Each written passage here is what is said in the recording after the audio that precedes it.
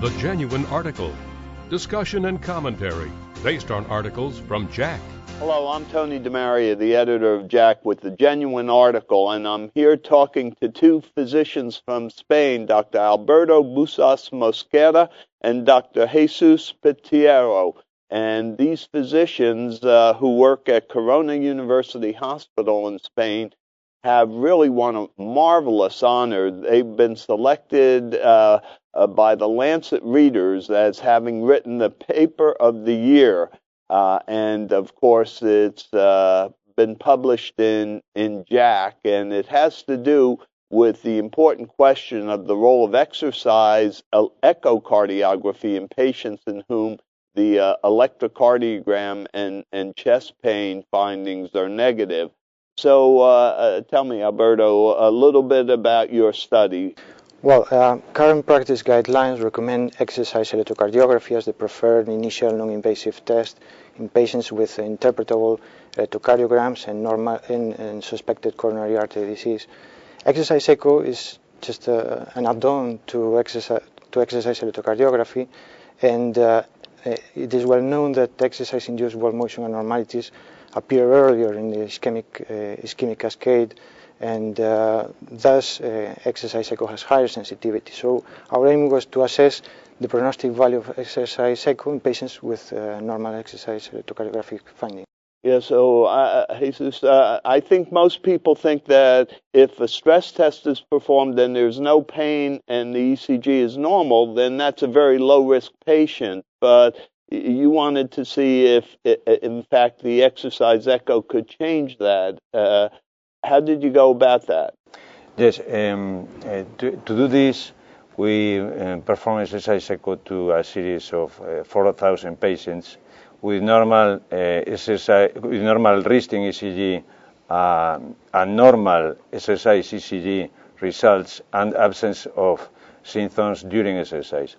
And we do this using peak treadmill exercise echocardiography. That is a different approach to the commonly performed post-exercise treadmill approach. So we acquire images on treadmill while the patient is running or walking instead of at post-exercise, because we have seen higher sensitivity and higher prognostic value with this method. Yeah, but isn't that difficult to get an echocardiogram while the patient is moving and huffing and puffing? Well, actually, it is feasible. I guess what current guidelines say, it is feasible and it is more sensitive and more accurate than the post-exercise approach. Well, I congratulate you on being able to do that. And what did you find, Jesus?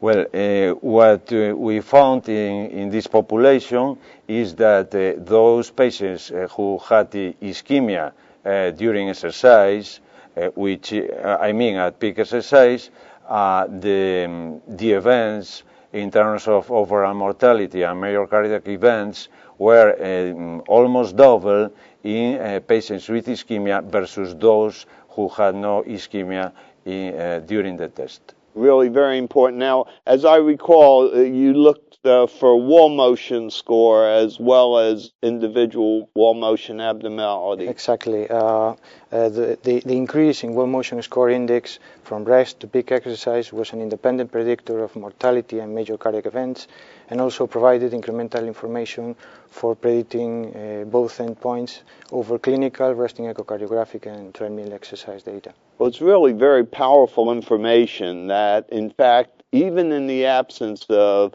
chest pain or electrocardiographic abnormalities, if the echo is abnormal, that patient is at double the risk. Mm-hmm. What should we do with that information? Are you now taking those patients to angiography, or are you giving them medical prophylactic therapy? Well, I think the most important thing is to identify these patients, whether they should go to coronary revascularization or receive medical treatment alone depends on the stance on the stance of the ischemia. But I think it is important to identify them and to treat them. Well, this is very important information, and it establishes really a prominent role for exercise echocardiography a good patient population, 4,000 patients, studied well. Congratulations. I think you clearly merited the award that the Lancet bestowed upon you. For the Genuine article, I'm Tony DeMaria. The Genuine Article. Discussion and commentary based on articles from JACC.